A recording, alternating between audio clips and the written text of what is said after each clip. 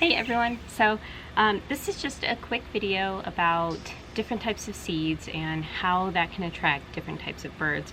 So a lot of times what will happen is you go to a bird's shop or you're looking online and you see a bag of birdseed and it says, oh, it attracts all kinds of songbirds, and you're like, this is the one I want the variety, I want loads and loads of songbirds. And then you put the seed out and you end up getting like sparrows or starlings or squirrels, and sometimes you get a cardinal or a finch or something like that, but you end up running out of seed, and it's because sparrows or squirrels are just hoarding your feeder. So what I'm going to show you is different types of seed and how that's going to attract different types of birds. And so like one thing you could think about is, you know, when you're trying to attract a hummingbird, you don't put seed out for hummingbirds, you put nectar out. And the same thing kind of works for all these different types of birds. Certain seeds appeal more to different types of birds. So I have some different options out here, and I'm just gonna go one by one and kind of hold it up and display. So what I have are different seed options here, and this is just what I have on hand. I'm also gonna show some other pictures of different types of seeds just to give you an idea. In this first dish, this is Niger seed, and this is going to really attract your finches. So this will be your house finches, your purple finches, and the beloved goldfinches. So if you look at it, it's really, really small seeds. And so what you would need is special feeders for this type of seed. A lot of times what people will use is a screen feeder or a tube feeder with very small ports in it. So that's what to look for. And I'll have some links for you to take a look if you're interested in a feeder.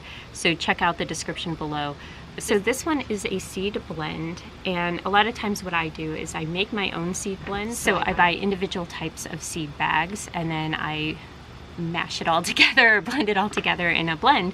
So in here is black oil sunflower seeds. That's these black ones, and this is going to attract your cardinals, chickadees. This is actually going to attract a lot of different types of birds, but sparrows are not too keen on having to work too much for their food. So while yes, if they're hungry enough, they'll probably eat this, they're not really going to go for this as first choice. It's probably not going to attract them too much to your feeder. It's going to get your cardinals, chickadees, titmice, finches love this stuff, house finches especially. The next thing in here is peanut, plenty of that. And what I find is that nuthatches, house wrens, titmice will definitely eat a peanut. So different types of birds there, but again, not so much a sparrow type of food here. Squirrels, of course, will go for this, but definitely not a sparrow.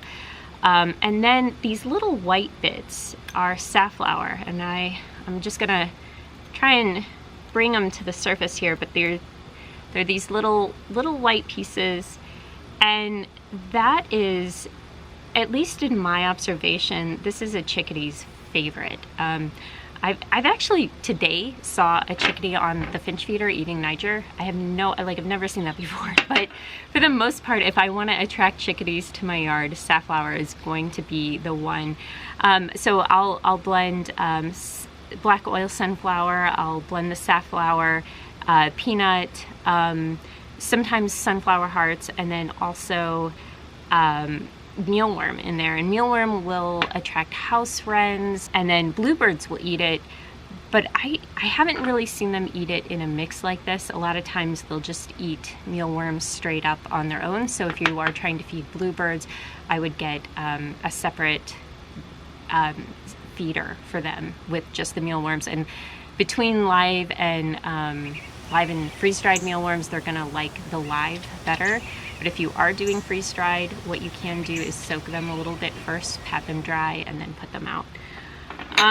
The next seed I have here is, this is cracked corn. If you have dried corn kernels or cracked corn, this is a no-no seed. If you see this in a seed mix and it's one of those attracts all songbird mixes, avoid this. Do not buy this. This is a favorite of squirrels. Wrens also like this, but squirrels and sparrows for sure. The other seed that I don't have on me, but I've got a picture here, is millet. And millet is another one to stay away from. A lot of the cheap seed that you'll find, especially the ones that say attract all songbirds, it's going to have these little millet bits in it. Millet or milo, stay away from that because that will attract your house sparrows for sure. Some other pointers, if you wanted to attract blue jays, sometimes I do want to attract blue jays to my yard because sometimes they actually like bring gifts and stuff, and I've never actually had that happen, but I've heard people have that happen, and they've posted pictures and shared and things. So if you wanted to attract blue jays, then shelled peanuts are their favorite, and then you would buy a peanut feeder for that, and I'll have a link below as well. And then again, like I said, with bluebirds, you want mealworm for them. During the winter times, what I find too is that woodpeckers will come to my feeder. It's not often, but they will come to the feeder when I have fruit mixed in with peanuts, and they are going to eat these larger peanuts and go for the fruit mixes, so like currants or raisins or anything like that in a seed mix. So if you wanted to attract some woodpeckers, which are really neat, especially the northern flicker, that is just such a neat woodpecker, then I would suggest making a blend with some fruit mixes and stuff. This here is a picture of suet, and you can buy suet really cheap at different places. And what I would advise when buying suet is to buy different flavors, because what you'll notice is birds will go after one and not the other. And so I kind of tried to experiment with that. The thing about suet is it definitely attracts starlings, and this is another invasive bird that, you know, here on this channel we try to avoid because they destroy a lot of the native cavity nesting sites. They also will kill woodpeckers for nesting sites, so we don't want to attract starlings to the yard.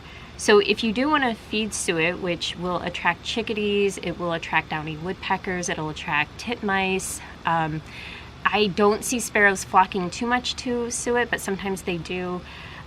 When you buy this, I would advise buying caged suet feeders so that starlings can't get into them. So anything that's like starling or squirrel resistant. Okay, so, ooh, it's really hot out.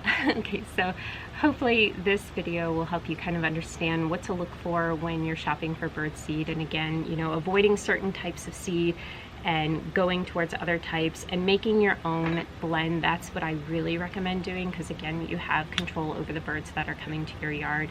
So if you did find this video helpful, please give it a like and subscribe, because that also helps get that content out there and helps the channel grow, and that'd be wonderful. So thank you all for watching. Take care.